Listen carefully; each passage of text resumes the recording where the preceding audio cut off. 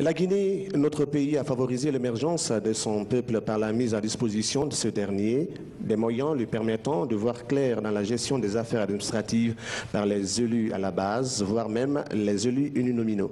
Des gestions qu'on ne voudrait pas assez voir opaques sont définies dans un cadre de dialogue favorisé par le leadership jeune pour la paix et le développement en Afrique, le GEPAD, en partenariat avec la RTG et OSIWA.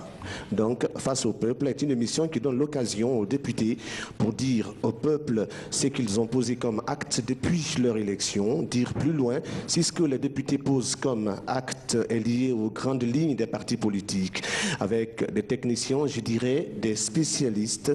Pour chaque thématique, le public saisira l'occasion à son tour pour poser des questions aux députés. Voir donc, tout cela, c'est pour voir clair dans la gestion administrative de nos élus à la base. Alors du coup, notre invité du jour au compte de cette thématique est le député uninominal de Matam, honorable Dine Touré. Mesdames et messieurs, que je vous demande d'applaudir, vous du public. Honorable, merci de répondre à notre invitation. Merci beaucoup à vous aussi. D'accord. Bien. Vous vous sentez à l'aise, ça va? Très bien. Face au public, face au peuple. Ouais. Alors, ce sont là des citoyens, des Guinéens que vous défendez, des Guinéens que vous dirigez. Ce sont eux, ces Guinéens, qui vous accompagnent dans toutes vos actions. Bien. L'idée du député, oui. On voudrait bien avoir, c'est-à-dire voir clair dans ce que vous entendez par le mot député. Bien, écoutez, je vais commencer par sincèrement remercier le GEPAD pour son initiative de mise en contact des députés, des élus et de leurs électeurs, des citoyens, et cela de façon structurée. Cela nous intéresse beaucoup. Je vais aussi remercier vraiment ce plateau technique, en tout cas tous ces techniciens qui concourent à la réalisation de cette émission, puisque l'objectif à atteindre est un objectif collectif. Et je dois fondamentalement remercier ces citoyens guinéens qui se sont déplacés, d'abord parce qu'ils sont guinéens, mais surtout parce qu'ils sont des citoyens de Matam, pour être en contact avec leurs députés élus, pour l'interroger, et aussi pour l'informer, pour échanger avec lui. Cela est très très important pour nous. Et nous pensons que c'est une première, en tout cas dans cette façon structurée. Nous avons déjà fait beaucoup de passages dans les télés, ici, à l'extérieur, ailleurs, sur les télés internationales. Mais nous pensons que c'est la meilleure façon pour nous d'assumer notre rôle de redevabilité vis-à-vis de vous qui êtes notre référentiel. Dans ces conditions, on vient de me demander de donner mon idée, qu'est-ce que je sais, qu'est-ce que c'est qu'un député pour moi. Ce n'est pas qu'est-ce que c'est un député pour moi, c'est qu'est-ce que c'est qu'un député que vous avez mis. Absolument. Le député, on ne le définira pas assez, c'est une personne qui est, disons, qualifiée, fondée pour une représentation nationale. Puisque le pouvoir est fait essentiellement de délégation, quelle que soit la forme doctrinaire, une des formes de délégation, c'est nous regrouper et mandater toujours quelqu'un d'entre nous pour aller faire quelque chose. Parce que tout le monde ne peut pas le faire à la fois. De cette façon-là, en termes de structure républicaine chez nous en Guinée, nous avons décidé de mettre dans notre pays une instance qu'on appelle l'Assemblée nationale. Les membres de cette Assemblée nationale s'appellent députés. On a donc parlé de député uninominal et de député élu sur la liste nationale. Ça, ce n'est que des formules, mais le député, c'est le représentant de la nation, des citoyens à un certain niveau. Notre tâche, c'est quoi? Puisque le pouvoir, d'après notre constitution, s'exerce par le peuple et pour le peuple à travers ses représentants, et pour que ce pouvoir s'exerce, on a besoin d'avoir des lois, c'est-à-dire des outils communs sans lesquels on ne saurait agir. Nous avons besoin de contrôler les gens qui utilisent ces outils. Nous avons besoin des gens qui doivent voter ces outils. Nous avons besoin aussi des gens qui doivent vous représenter et rendre compte. C'est pour cela que je suis très heureux aujourd'hui d'être sur ce plateau, devant vous, avec des techniciens qui s'y connaissent à la matière, et pour que nous travaillions ensemble pour ce temps. Et je souhaite que cela soit répété dans les autres années. Cela sera répété dans les autres années si toutefois il y a un accompagnement ici qualifié de la part de ses partenaires qui voudraient bien parfaire notre système démocratique. Alors honorable, on vous a bien compris, mais et tout de suite là, ça c'est venu de vous, on a bien compris. L'idée d'ailleurs de cette émission, c'est la reddition des comptes. Donc les questions liées à la redevabilité vont tomber certainement, et ces questions viendront du public. Ben, je m'en voudrais toutefois, et je vais présenter, mesdames et messieurs, parce que je devrais le faire à l'entame de cette émission, que les spécialistes pour cette thématique ont pour nom Dr So Mamadou Kaba. Eh bien, il est médecin de santé publique, directeur exécutif de Priorité Santé Guinée. Je vous demande, vous du public, nos amis de Matam notamment, de l'applaudir. C'est voilà. Merci, docteur. Merci. Ensuite, un autre spécialiste, un autre technicien en la matière s'appelle docteur Barry Alpha Mahmoud. Il est consultant technique, spécialiste santé publique. Honorable, c'est-à-dire, je suis tellement content que, c'est-à-dire du fait que ça c'est venu de vous d'ailleurs. Vous êtes là pour rendre compte au peuple. Alors depuis votre, si j'ai bonne mémoire, il y a cela 5 ans, depuis votre élection, depuis qu'on a commencé à vous appeler honorable Dine Touré, qu'est-ce que honorable Dine a posé pour Matam comme acte? La première chose que j'ai faite à mon niveau, c'est me consacrer à un exercice de diagnostic au niveau de ma commune. J'ai fait cette démarche en visitant un certain nombre de lieux, en demandant une réunion avec les personnes de la mairie, et puis en situant clairement les problèmes.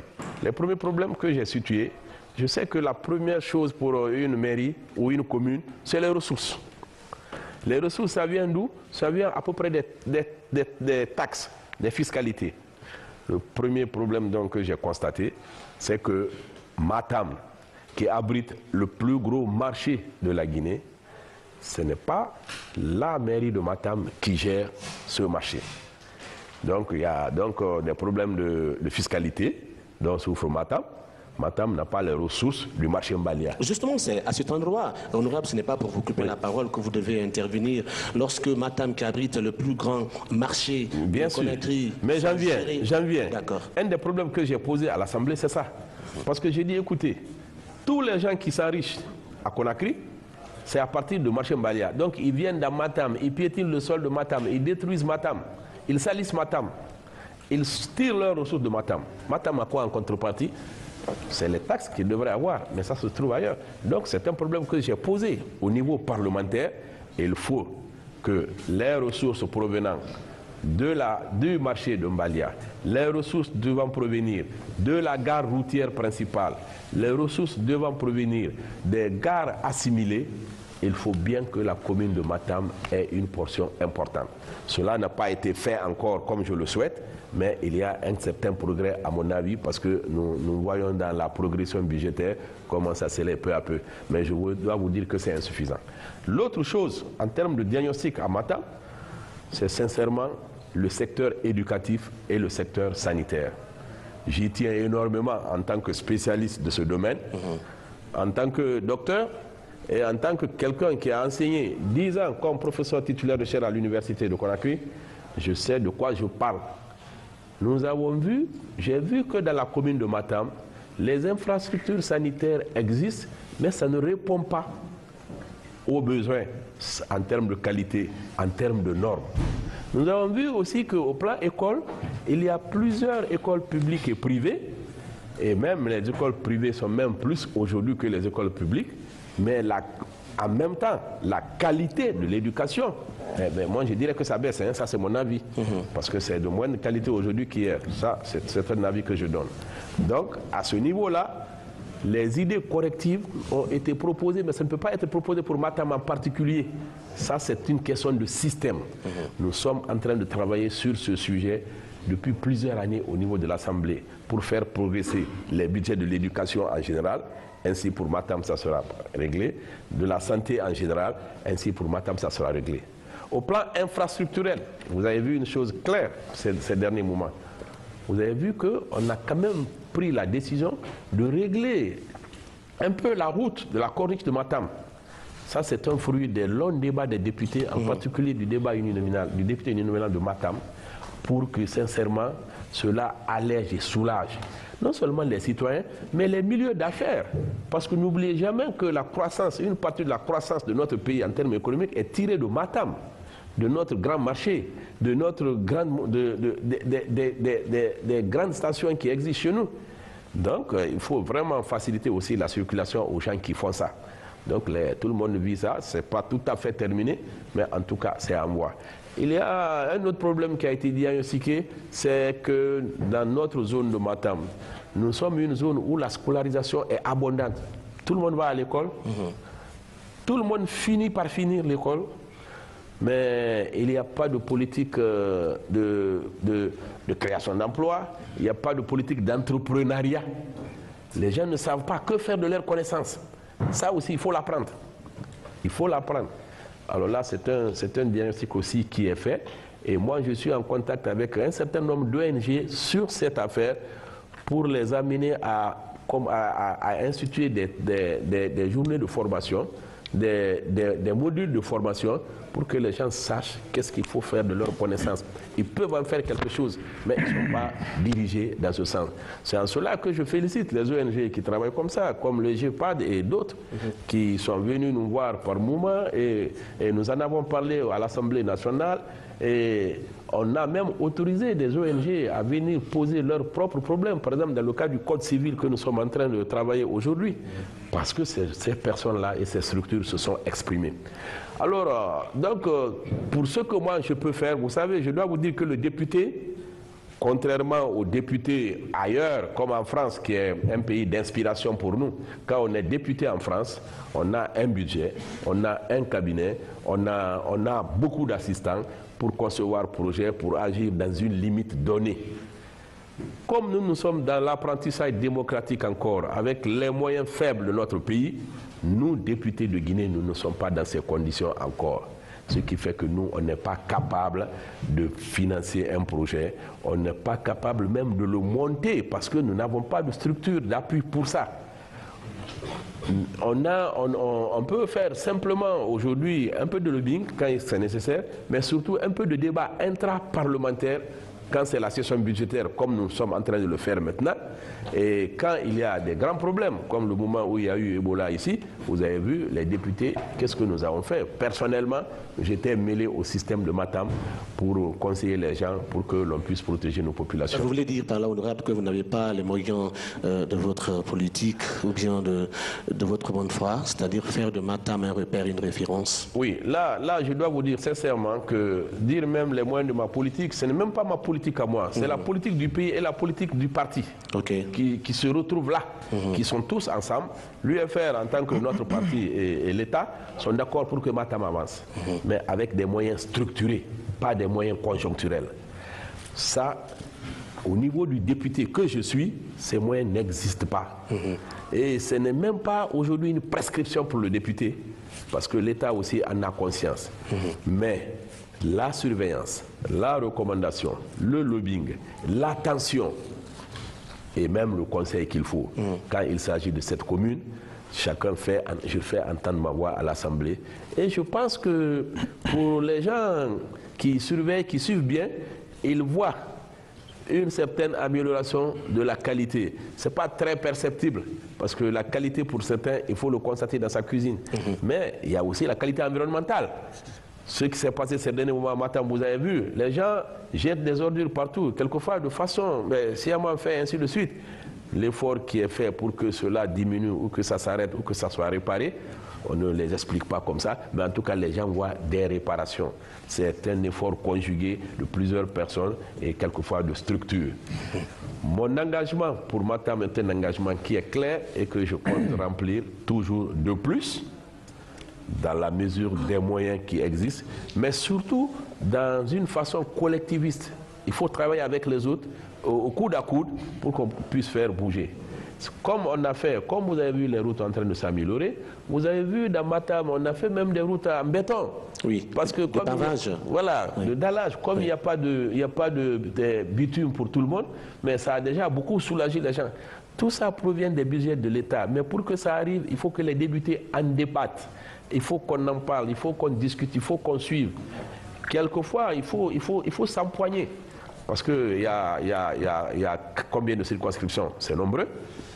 Et pour qu'une d'elles ou quelques-unes d'elles obtiennent quelque chose sans que les autres ne gagnent, il y a quelque chose à faire. D'accord. Nous voyons que vous venez de dire que il y a un petit frein quelque part devant vous. Sur ce que vous voulez faire pour la commune de Matam. Mais tout de suite, on va se tourner, puisque on a parlé du volet santé, on va se tourner vers nos spécialistes. Ils auront leur mot à dire. Alors, nous allons commencer par Dr So Mamadou Kaba. Je rappelle que vous êtes médecin de santé publique, directeur exécutif de Priorité Santé et Guinée. Alors, votre idée ou votre rapport dans cette émission sur la santé. Nous sommes à Matam, ne l'oubliez pas. D'accord, merci et bonsoir à l'honorable. Merci beaucoup. Et merci à mes chers amis.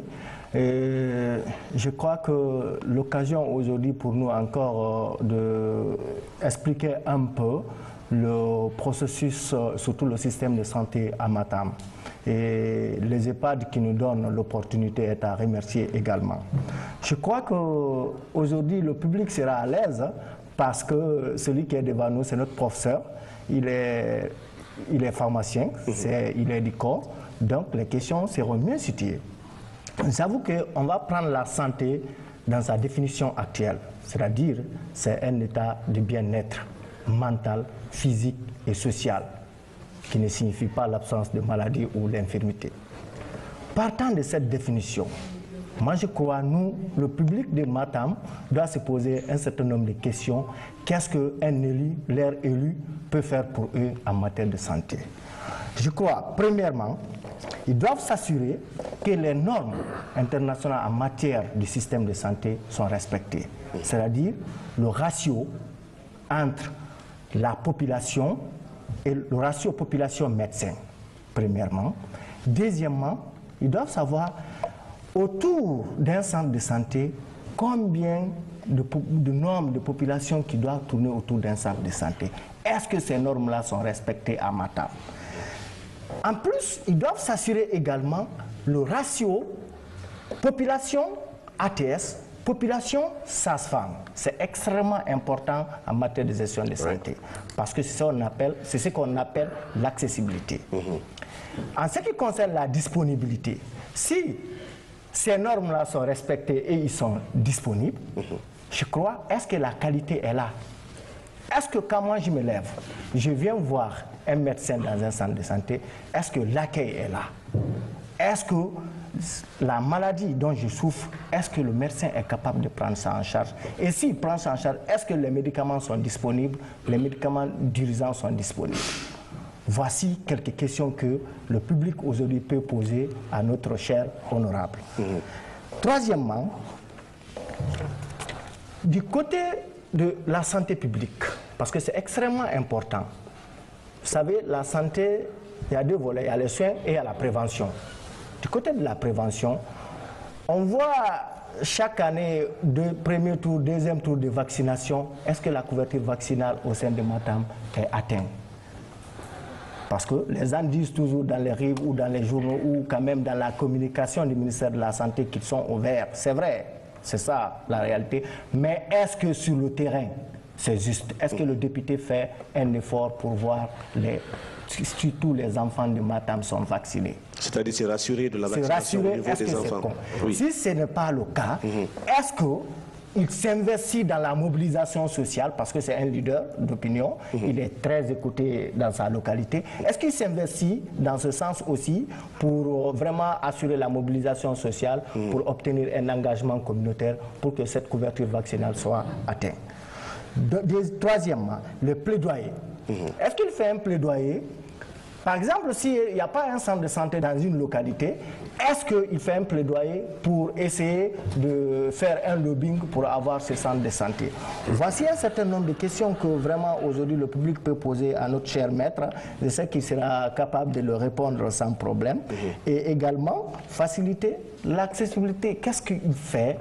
Qu'est-ce qu'il peut faire pour que toute la population de Matam ait accès à la santé?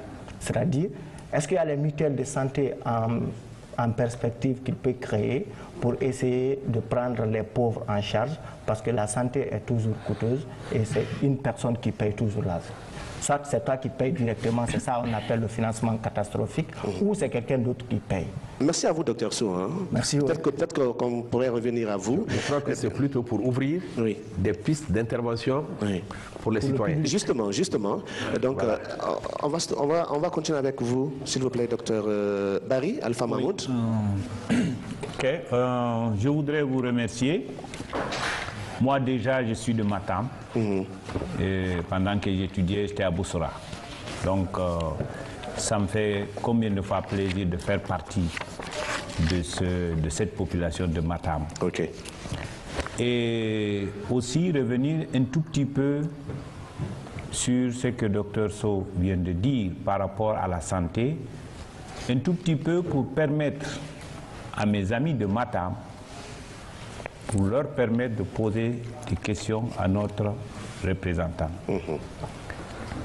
Et lorsque quelqu'un est malade à Matam, quelle est sa chance d'aller trouver un service de santé? Donc, parce que nous savons que la santé est un besoin, mais c'est le premier besoin après la vie. Donc, souvent on dit que sans la santé, le reste n'est rien. Alors, quelqu'un est malade, quelle est sa chance d'aller trouver un service de santé à Matam? Quelqu'un est malade, il vient dans un service de santé. Quelle est sa chance de trouver les médecins ou les agents de santé disponibles?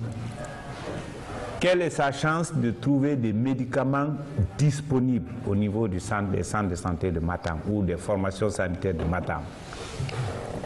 Quelle est sa chance d'être traité correctement? Là, on parle de qualité. Si on le prescrit des médicaments pour le palu, que ces médicaments soignent effectivement le palu. Alors, entre autres, c'est des droits que mes collègues pourraient poser à notre cher représentant, qui est, permettez-moi de le dire, est mon cher maître. Il nous a enseigné à la fac de médecine, il connaît tous les problèmes. Il est de la santé, tout ce qui ne va pas dans le domaine de la santé. Depuis Mathieu Zalem, en tout cas, il connaît tout, ou il a tenté de résoudre, ou il n'a pas tenté de résoudre. Mais ici, qu'est-ce qu'on va lui demander? C'est surtout des conseils, des orientations sur qu'est-ce qu'il faut faire pour nous aider à avoir ça, avoir ça, avoir ça, entre autres. Voilà moi ce que je voudrais que mes amis de Matam posent comme question à notre cher représentant. Merci. Bien, merci. Est-ce que vous arrivez, honorable député, de les contacter auparavant? Parce qu'à les entendre, franchement, on a l'impression qu'à leur niveau, tous les deux étant spécialistes en santé publique, on a l'impression que ça peut marcher. Est-ce que vous arrivez, dans l'exercice de votre fonction, est-ce que vous arrivez de contacter les jeunes qui sont impliqués dans la santé? Ben, voilà, je veux dire d'abord que je suis très heureux d'écouter les deux spécialistes qui sont avec nous, déjà de Matam et de Boussora, donc on est du même quartier. Et ce qu'ils ont donné comme idée, c'est vraiment le souci de base. Il n'y a pas personne ici qui ne soit concerné par une de ces questions ou un de ces sujets. C'est pour cela que moi je serais très heureux d'écouter donc nos concitoyens, peut-être de façon plus simple, parce que si on veut répondre un peu tel que les spécialistes ont posé, on sera obligé de donner des réponses de spécialistes. Voilà. Et si on donne des réponses de spécialistes, vous les citoyens n'étant pas spécialistes, vous ne comprendrez pas bien. C'est pour cela que nous avons besoin que vous vous exprimez. Mais à l'avance, je vais vous dire que quand on parle des problèmes d'accessibilité en termes de santé publique, c'est une question fondamentale qui n'est pas seulement liée, disons, aux médicaments et aussi à l'argent, qui est aussi liée à l'éducation, à l'information, à la communication dans le système. Donc, je suis sûr que des questionnaires viendront de là et ensemble, on essaiera de répondre. Et moi, je vous dirai qu'est-ce que moi je fais dans ce sens. Parce que sincèrement, l'implication du député est une implication fondamentale dans l'activité de la commune en termes d'action réelle, surtout dans le cas du député guinéen qui ne peut pas se permettre de payer quelqu'un pour le faire parce qu'il n'a pas ses moyens. C'est lui-même qui doit le faire avec son assistance du Parlement. C'est pour ça que je suis là avec mon assistant principal pour que vraiment tout ce qu'on doit recevoir ici, parce que je suis sûr qu'on recevra du savoir ici et ça va nous améliorer dans notre action quotidienne tous les jours. On a dit à l'entame, honorable, que c'est un cadre de dialogue, donc une plateforme de communication.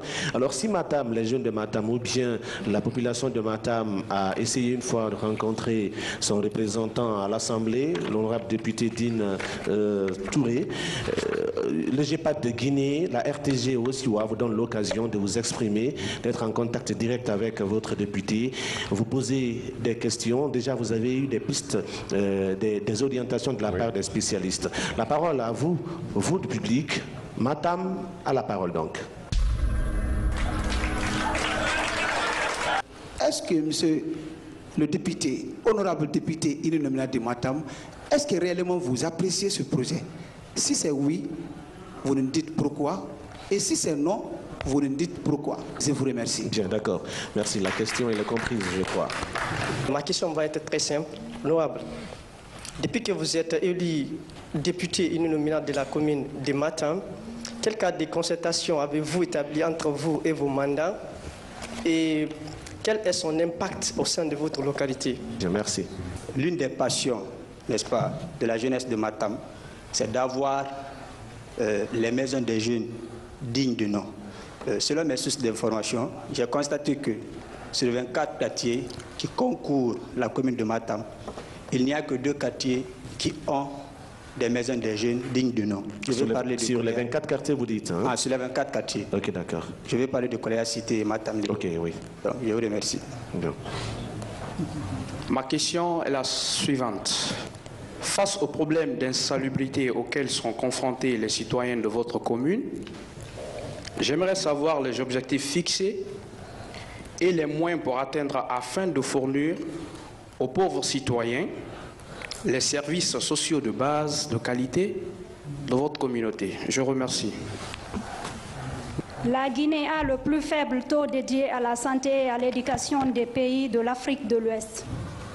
Que faites-vous auprès de votre groupe parlementaire pour augmenter ce taux? Deuxièmement, quels sont les problèmes de santé prioritaires de notre commune et que faites-vous pour résoudre ce problème en tant que député et professionnel de santé? C'est Kadiatou, hein? Bien.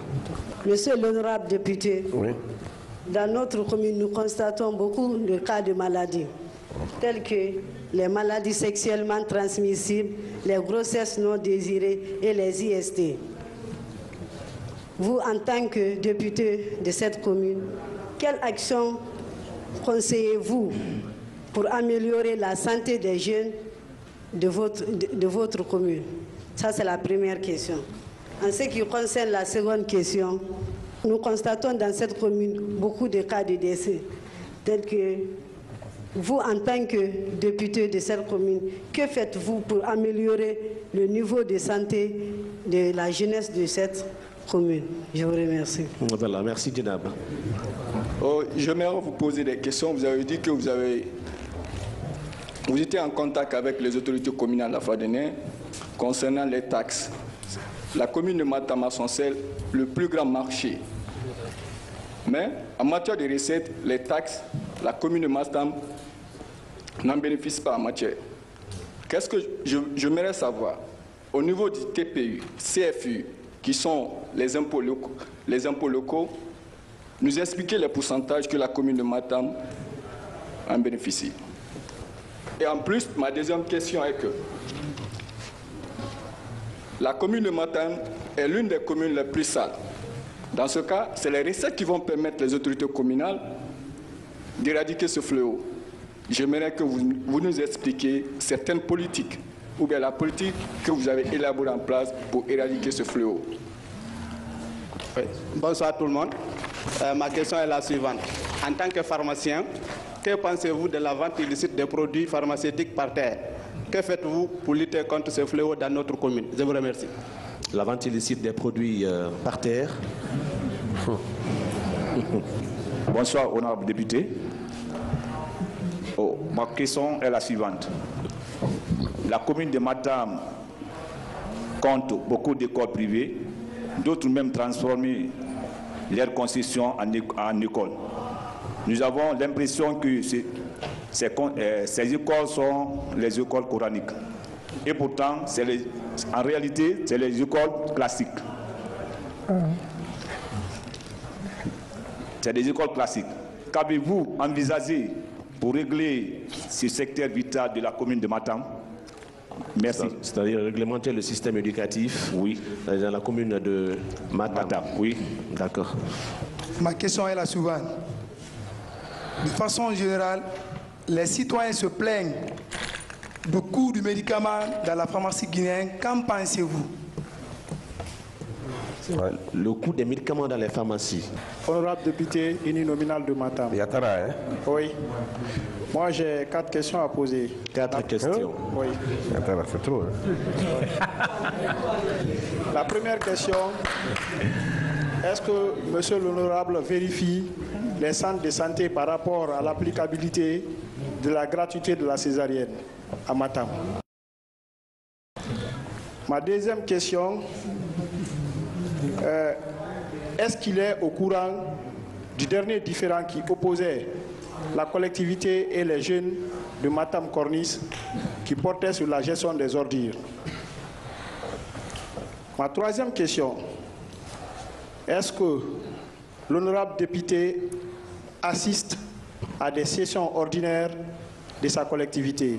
Si oui, quel est le budget prévisionnel 2017 de la commune? Sinon, quelle est la raison? Merci beaucoup, honorable, pour votre disponibilité. Alors, moi j'ai quelques interrogations. La première, c'est par rapport à la boucherie de Boussoura qui a été rasée afin d'être remplacée par un complexe hôtelier d'ailleurs qu'on attend toujours. Pendant ce temps, on ne sait pas dans quelles conditions les animaux sont abattus. Et tout ce qu'on sait, on voit la viande atterrir dans les assiettes à Matam. Et on ne connaît pas les conditions de production de cette viande-là, ce qui peut entamer la santé des populations. Alors, qu'est-ce qui est envisagé aujourd'hui pour remplacer la boucherie de Boussoura, au moins sur le plan local, pour les populations de Matam?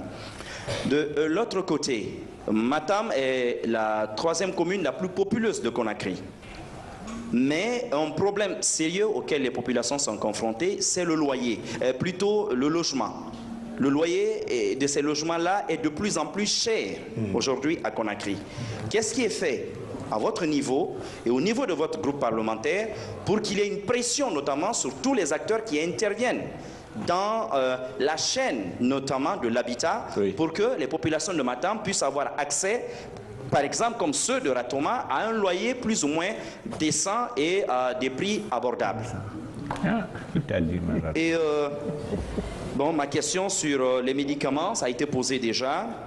Et peut-être dernière question, Matam, je disais tout à l'heure, est une commune assez populeuse. Or, pour parler de santé, c'est vrai, il faut parler d'éducation, mais il faut parler aussi de démographie. Qu'est-ce qui est envisagé aujourd'hui dans le cadre de la sensibilisation, pour maîtriser notamment le taux de natalité dans la commune de Matam? Voilà. Honorable, face au peuple, c'est ça l'idée, vous faites face à votre population, c'est Matam. Mais c'est très bien. Ça, il y a une bonne fourchette de questions. Oui. Et j'espère qu'on aura le temps de tout répondre. Et aussi, on déléguera aussi des gens pour répondre. Parce que le député, non seulement n'est pas spécialiste de tout, mais il y en a qui ne sont pas dans ses attributions. D'accord. Ben, je commence donc par M. Kounda. Qui demande le GEPAD qui a organisé cette émission, qui a initié cette rencontre. Quel est mon avis là-dessus? Je dois vous dire sincèrement, et j'ai commencé par ça d'ailleurs, que mieux vaut tard que jamais. C'est une chose qui aurait dû commencer dès la première année de notre législature.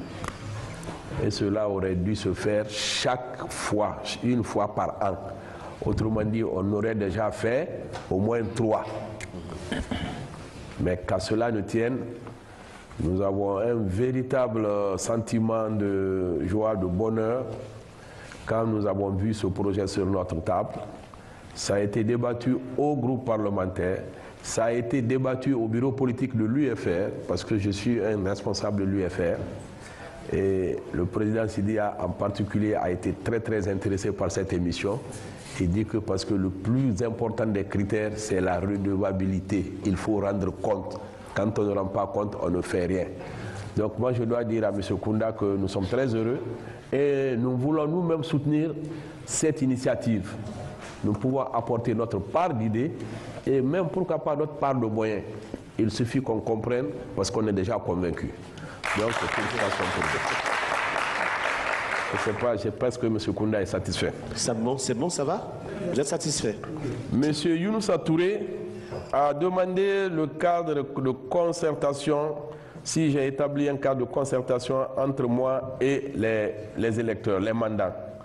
Bon, ça, je dois dire que c'est une question importante. Le cadre de concertation, d'abord, il existe en tant que tel, parce que nous sommes dans un critère de redevabilité. Mais aussi, la communication qui doit régir ce cadre, ça, c'est diversifié. C'est une des communications qu'on fait maintenant. Ce qu'on fait aujourd'hui, ça, c'est un des cadres de concertation, une des communications du cadre de concertation. Je dis que ça aurait dû se faire depuis et continuer. Nous avons fait donc des cadres informels parce que la perception du député chez nous, en tant qu'apprenti de la démocratie, ça a été un peu biaisé au départ. Ça l'est d'ailleurs encore. C'est facile pour un citoyen de penser que, ah, Dr Dine, il est de l'UFR, il est le député de l'UFR. Il ne peut convoquer que les gens de l'UFR. Alors que je ne suis pas le député pour l'UFR, je suis député pour les citoyens, tous les citoyens de Guinée. Donc les cadres informels de concertation existent. Nous les avons entretenus pour savoir exactement ce qui se passe dans les localités de Matam, qui tendent depuis Moussodougou jusqu'à Dabondi. Et ça a fonctionné tant bien que mal, ça fonctionne tant bien que mal, mais les résultats des informations, des actions qui ont été menées nous ont permis d'éviter un certain nombre de choses. C'est pour cela qu'il s'agit simplement de les rendre, si vous voulez, structurels, de les affiner pour qu'on puisse collaborer mieux. Un des cadres de concertation qui a manqué, quelqu'un l'a dit dans ces questions, que est-ce qu'on a participé à la session administrative de la commune. La session administrative de la commune, c'est une instance de la mairie. Donc, la mairie invite les gens à assister. Quand tu n'es pas invité, tu ne peux pas assister. Ce n'est pas une instance politique, c'est une instance administrative. Et le député est un homme politique. Donc, je n'ai pas assisté à une instance de gestion dans notre commune encore. Bien que je suis au courant. Pourquoi? Parce que nous avons des gens dedans auxquels on pose des questions. Qu'est-ce que vous avez fait? Qu'est-ce que ça a donné? Ceux qui me positionnent pour relayer les idées qu'il faut au sein de l'hémicycle. Vous n'avez pas été invité, honorable, mais est-ce que vous avez envie d'assister à ces assises? Ah oui, ça serait avec plaisir, parce que ça concerne Matam, sincèrement. Ça serait avec plaisir. L'autre question, c'est Ousmane Kamara qui me parle du problème d'insalubrité de Matam et qui demande un certain nombre de ratios. Je dois vous avouer que je ne suis pas bien placé pour donner des statistiques. La question, Ousmane Souma et Kadiatou, leurs questions se recoupent. Les taux de dépenses pour la santé, et puis la protection, la réduction de la mortalité. Je laisserai le soin à mes jeunes frères là, qui sont des techniciens, pour nous édifier, nous tous, maintenant, sur ces sujets. Et l'insalubrité dont on parle, il y a une insalubrité générale en Guinée et dans les grandes villes. Ça, c'est... Mais pour l'apprécier, il faut des chiffres, il faut des statistiques. Je ne les détiens pas, mais nous avons la chance d'avoir avec nous les techniciens ici. Et ils prendront la parole pour nous aider, nous tous. Moi aussi, je dois apprendre quelque chose avec vous. Monsieur Oulare me demande la stratégie mise en place dans le cadre sanitaire. Ça, c'est une très bonne question parce que Matam est une localité, elle n'est pas à part, mais elle est quand même structurée, elle est quadrillée, elle a sa superficie et tout, elle a sa population. Donc, il est bon de savoir qu'est-ce qui est fait ou qu'est-ce qu'on peut faire. Mais c'est une question tellement technique que ça ne peut pas être la question d'un élu. C'est la question d'un service, c'est la question d'une structure. Nous avons la chance d'avoir avec nous des personnes, des structures ici. Je leur demanderai de m'aider, d'aider tout le monde pour parler de cette question. La stratégie mise en place dans le cadre des services sanitaires à Matam, je sais qu'il y a une stratégie, mais je ne peux pas la décrire. On va la faire pour nous. Et il y a une question qui vient de Dienabou Baldé, qui parle de maladies sexuellement transmissibles. Et comment améliorer la situation, comment réduire la mortalité. Là, c'est une question très technique aussi. Il y a des programmes sur ça. Nous-mêmes, nous avons voté à l'Assemblée des programmes sur ça. Des conventions de financement ont été votées, adoptées pour ça. C'est des choses qui sont en route. Mais dès que c'est en route, nous, c'est la partie chiffres, finances qui nous intéresse à l'Assemblée. On n'a pas ouvert de commission d'information technique là-dessus. Ça fait partie donc de la fonction du député. Quand un sujet est délicat, on dit écoute, nous demandons la mise en place d'une commission parlementaire d'information. Quand ça c'est en place, cette commission a le droit de convoquer, de se déplacer, d'aller vers les gens, de poser les questions et de faire un rapport pour la plénière de l'Assemblée nationale. C'est ce qui aurait fallu dans une question pareille. On ne l'a pas fait. Mais on a la chance d'avoir des spécialistes avec nous. Et je pense qu'en proposant cette commission de parlement et puis d'information, ne négligez surtout pas la partie sur laquelle elle s'est beaucoup plus focalisée, c'est-à-dire des grossesses non désirées, des maladies sexuellement transmissibles. Je pense qu'elle a été claire là-dessus. Ouais. Elle est partie loin, elle a osé. Ouais. C'est un mea culpa qu'elle a fait. C'est important. Je vous assure que je félicite madame parce que c'est un sujet, il ne faut pas que ça soit tabou. Il faut qu'on en parle parce que c'est un vrai sujet de santé publique. Ça nous intéresse tous, ça nous interpelle tous. Les IST et toutes les maladies qui sont autour, et les grossesses non désirées, et même, on ira très loin. Je ne vais pas dire le mot, l'arrêt de grossesse. L'avortement. Bon. Voilà. D'accord. Bon, nous avons le souci pour le développement de Matam, c'est un souci entier pour moi. Je n'ai pas les moyens de ma politique, comme monsieur le journaliste vient de le dire là, mais c'est un souci entier parce que quand moi je développe Matam, je me suis développé moi-même. Moi-même, je ne suis pas un député parachuté, je suis un député du tiroir. Donc, le souci est un souci constant et nous nous battrons pour ça, vraiment jusqu'au... on ne s'épuisera pas. Aucun sacrifice n'est grand pour faire de Matam ce que nous voulons.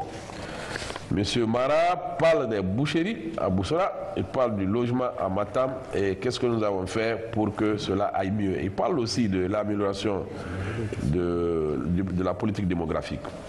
Bon, là, monsieur Mara, c'est la boucherie à Boussora. Vous connaissez très bien que les gens sont dans des conditions de gestion, je dirais même pas traditionnelles, mais c'est entre eux quoi. Moi, cette boucherie, il y a longtemps, moi je ne l'ai pas vue d'ailleurs, hein. Mais vous ne parlez pas de la boucherie de Koléa, vous parlez de Boussora. Voilà. Donc la boucherie de Koléa, là, ça a fait l'objet d'un projet important qui doit être fait ailleurs. Vous savez, depuis que Mouktar était ministre, et entre-temps, aujourd'hui, c'est M. Tal qui est ministre, mais vous comprenez très bien que la position n'était pas bonne maintenant en centre-ville. Donc on veut faire autre chose là-bas. Normalement, une boucherie, je vous dis, quand vous voyez ailleurs dans notre pays, ça peut même être en plein calou, parce que c'est toujours bien. C'est toujours bien, c'est toujours assaini. S'il y a un lieu qui doit être propre, plus que tout, c'est la boucherie. Est-ce qu'il y a lieu de remettre la même boucherie sur place? Mais je crois que là-bas, c'est un autre projet qui marche maintenant. Mais il y a un autre lieu vers je ne sais où, sur lequel on est en train de faire la boucherie. Mais là, c'est une question d'État. C'est une question d'État. Et c'est une politique publique. Ça passe à l'Assemblée en termes de convention de financement. Et comme nous, on recherche des financements pour les projets de notre pays, nous, on vote assez souvent les financements quand c'est bien structuré. Et généralement, c'est bien structuré parce que c'est toujours des financements concessionnels, ou la Banque mondiale, ou l'Union européenne et autres. Ce qui fait qu'on n'a pas beaucoup à dire sur ce sujet, mais je suis convaincu que c'est une obligation sociale et même économique pour la Guinée d'avoir une boucherie moderne à Conakry, sinon ça ne tient pas du tout la route. Honorable, les maisons coûtent cher à Matam, comme l'a dit Mara tout à l'heure. Voilà. Effectivement, là, je vous dis sincèrement que notre groupe parlementaire a introduit à l'Assemblée nationale, et je pense que le dossier est dans la navette parlementaire en termes de procédure, un projet pour qu'on parle des loyers. Bien que on nous a retorqué par moment que cela relève du règlement. Parce que le règlement, c'est l'administration qui le prend. La loi, c'est l'Assemblée qui l'a fait. Donc la navette parlementaire n'est pas encore au point. C'est-à-dire le dossier n'est pas revenu, mais nous, on a quand même eu le souci là. Ça a été posé par un député, il a insisté, on a débattu, on a trouvé le bien fondé et on a porté le dossier. Donc c'est un souci important pour nous. Ce n'est pas seulement pour Matam, c'est même pour toutes les villes. Pour toutes les villes. Vous parlez de Ratoma. Ratoma, mon vieux, peut-être que les maisons sont bien, mais ça aussi coûte très cher. C'est plus cher que Matam. Donc là, je vous demande vous-même, en tant que citoyen, ça c'est un truc que vous devez pousser. Nous, on a déjà fait notre part. On a posé le problème. Et continuer à parler de ça, de cette question de loyer. Ou ça sera réglé législativement, ou ça sera réglé réglementairement. Mais ça ne pourra pas ne pas l'être. Parce que, sincèrement, s'il y a maison, il faut qu'il y ait locataire. Faut-il sensibiliser les locataires ou bien les courtiers en termes clairs, que vous appelez les démarcheurs? Il faut sensibiliser les propriétaires. Oui. Et aussi, peut-être, il faut revoir un peu le fisc en la matière. En tout cas, il y a un chemin. Bon, et Alpha Madouba parlait de vente illicite des produits pharmaceutiques. C'est un très vieux problème. Toute l'Afrique est engagée dans ce combat. On n'a pas encore trouvé la solution. Il se trouve que notre pays est particulièrement affaibli par cette opération parce que nous avons beaucoup de frontières terrestres et aussi nous avons une gestion, moi je dirais carrément mauvaise du système. Une gestion qui n'est pas bonne. Tout simplement ça. Nous savons que vous, en tant que pharmacien, vous battez... Moi, je suis spécialiste de ce métier, donc bien je sûr. connais bien de quoi je parle. Je suis venu en politique et nous en parlons tous les jours. Je pense que cette vente-là, c'est une opération qui est déclenchée, illicite. On continue à lutter contre. On arrivera un jour.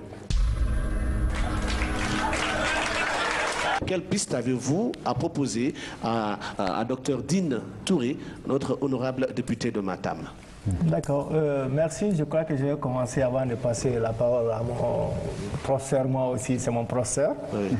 Je vais commencer par peut-être la question de Mara et de Tal par rapport au coût élevé des médicaments.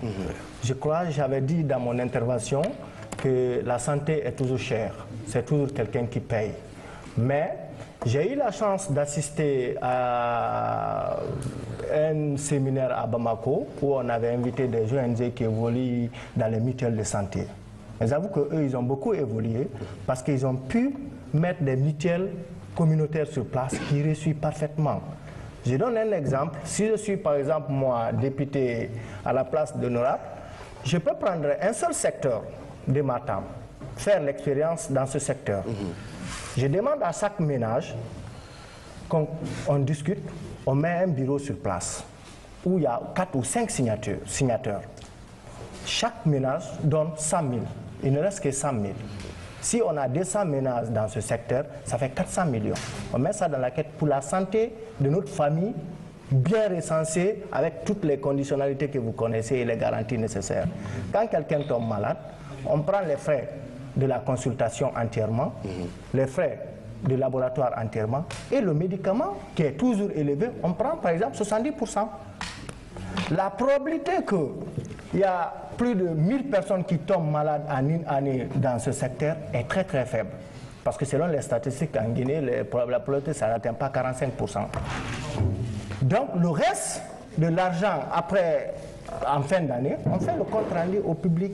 Si il y a les bénéfices qui restent, on décide à quoi faire avec les bénéfices. On peut acheter une radio pour cette localité. C'est un exemple que je donne.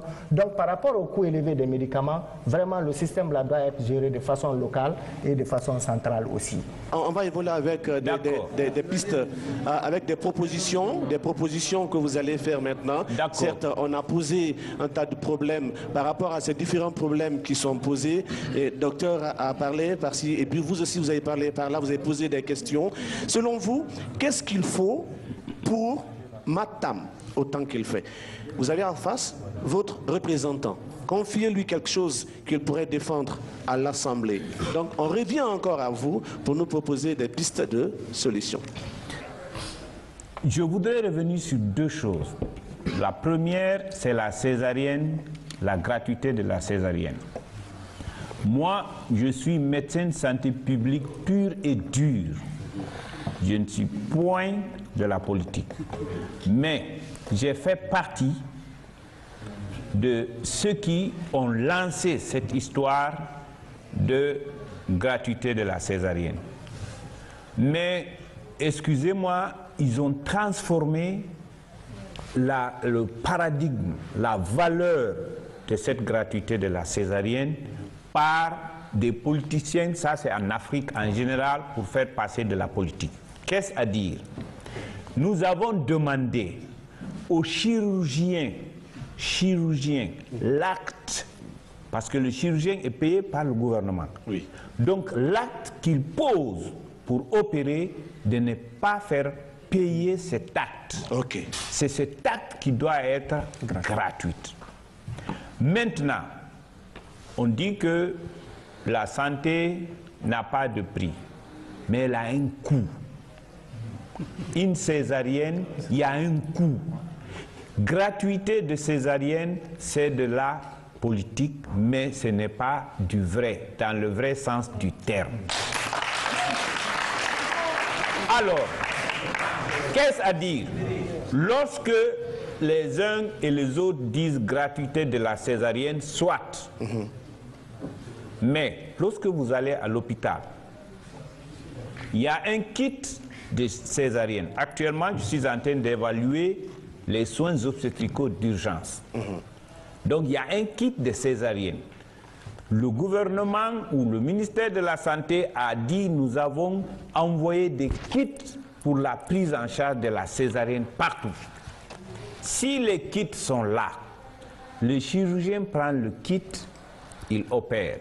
En ce moment, cette césarienne est gratuite. Malheureusement, la probabilité que vous trouvez ces kits soient là est faible. Alors, Hippocrate nous a dit de soigner. Lorsqu'on a une femme en grossesse qui est là, nous sommes prêts à l'opérer sans payer. Mais le kit n'étant pas dans le magasin, on fait une ordonnance.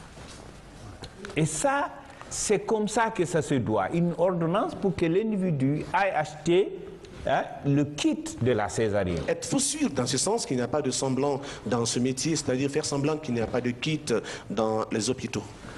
Non, il n'y a pas de semblance. S'il y a les kits, on prend les kits, on opère.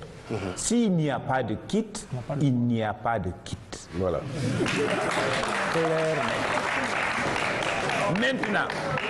Maintenant, si je reviens par rapport aux médicaments, vente illicite des produits, ça, c'est une histoire aussi vieille que la terre. C'est une mafia. C'est compliqué. Mon cher maître ne peut même pas, avec toute l'océan d'expérience et de connaissances qu'il a, il ne pourra pas gérer tous les méandres de ce qui se passe dans cette vente illicite de produits. La personne ou la chose qui peut gérer ça doit être d'en haut. Mais je n'ai pas envie de dire est-ce qu'en haut même, il n'y en a pas des intérêts non avoués ou des intérêts cachés. Parce que c'est difficile de comprendre que vous allez au Ghana, il n'y a pas de vente illicite de produits. Vous allez en Côte d'Ivoire, c'est beaucoup réduit. Vous allez au Rwanda, là c'est niota, zéro, il n'y en a pas. Et qu'en Guinée, il y en a et que ça ne fait que monter. Et actuellement, il y a beaucoup de firmes pharmaceutiques qui se sont retirées des spécialités, des gens qui produisent des produits spécialités, qui se sont retirés en Guinée. Pourquoi? Parce que la vente illicite de produits, c'est des produits qui viennent d'où? Il y en a qui viennent du Nigeria, il y en a qui viennent de l'Inde, il y en a qui viennent de Chine, il y en a qui viennent d'un peu partout. Et il y en a par endroits, ce n'est même pas des produits. Malheureusement, il n'y a pas une structure sur place pour évaluer la qualité de ces produits. Qui doit le faire? Ça, je suis sûr que ce n'est pas dans son mandat. Et vous-même, vous savez qui devrait le faire. Et je viendrai à ce niveau. Peut-être qu'il saura poser le problème. Il pourra poser. Vous me permettrez de finir rapidement. D'accord. Par rapport aux actions, sur les questions que le public, mon public, mes amis ont posées, entre autres, la mortalité, la morbidité, l'hygiène, la santé des jeunes, hein, la grossesse non désirée IST, la vente illicite de produits, etc., etc., et le coût de médicaments, tout ceci, il y a des actions. Qui doit faire des actions? Premièrement, il doit y avoir des actions individuelles. Moi, lui, tout le monde individuellement, il doit agir pour gérer ça. Après, individuel, la famille, nos propres familles doivent agir à chaque variable ici, la famille a son rôle. Après la famille, il y a la municipalité qui doit agir. Donc la commune, etc. La commune a son travail à faire par rapport à tout ceci. L'association, donc les organisations, les ONG que nous sommes, que vous êtes en train de faire d'ailleurs, vous avez ce que vous avez à faire dans ça, sans compter les médias. Après, le ministère de la Santé a à faire avec ce département, donc y compris les directions nationales de la santé, les directions préfectorales de la santé, les hôpitaux, les chefs de centre de santé, jusqu'au niveau du poste de santé. Chacun a ce qu'il doit faire et il doit le faire correctement. Et le gouvernement, les lois, la régulation, tout ça c'est déjà fait, ça existe. Qu'est-ce qui manque? C'est l'application. L'impunité qui est épidémique chez nous. Alors, pour régler ça, il faut qu'à chaque loi, qu'on applique la loi et que les gens soient punis. Résultat, il faut une bonne gestion au niveau des structures locales. Il faut un activisme en ce qui nous concerne individuel et surtout, il faut une bonne gouvernance au niveau d'en haut pour qu'on puisse améliorer notre système de santé. Voilà entre autres ce que je voulais dire. D'accord, bien. Et là, ça vient de... 1. Impliquer le peuple lors de l'élaboration du budget local conformément à la loi. 2. construction de la maison des jeunes, car sur 24 quartiers de la commune de Matam, seulement 3 qui sont opérationnels. 3. La construction et l'entretien des écoles afin de lutter contre les effets pléthoriques. Effectifs pléthoriques. 4. Veiller à l'application de la gratuité césarienne dans nos structures sanitaires. 5. Renforcer la capacité de nos agents de santé et les équipements sanitaires. 6. La mise en place d'une bonne politique de la gestion des ordures. 7. Suivi et évaluation des infrastructures routières. 8. La restitution des 32 domaines de compétences à la mairie. C'est extrêmement important. 9. Accessibilité au niveau des dispensaires de Madina. Franchement, pour avoir l'accès là-bas, c'est de la guerre. Je vous remercie infiniment. Merci.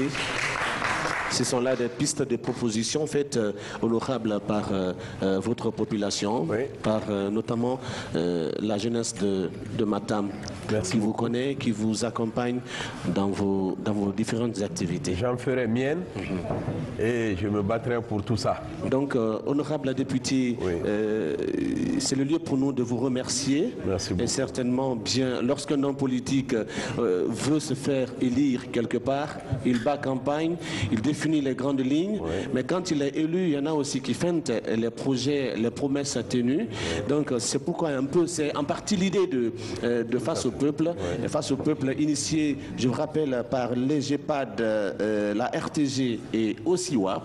Et certainement, nous serons vous accompagner, vous, dans vos différentes activités, au vu aussi de ce que les jeunes, donc la population de Matam a posé aussi comme problème, et merci, puis proposer comme piste de proposition. Merci à vous, honorable, de répondre à nos questions. Merci également à ce public. Merci à vous. Je vous demande de vous applaudir pour vous-même. Et je vous demande de faire du bruit pour nos deux spécialistes, Dr Sokaba, c'est-à-dire Dr Barry Keita. Voilà, Dr Barry Keita. Et également notre frère, Dr Barry. Merci. Merci à tous et à toutes. Merci à la technique, merci à tout le monde. Et à très bientôt pour un autre numéro de Face au Peuple sur les antennes de la télévision nationale.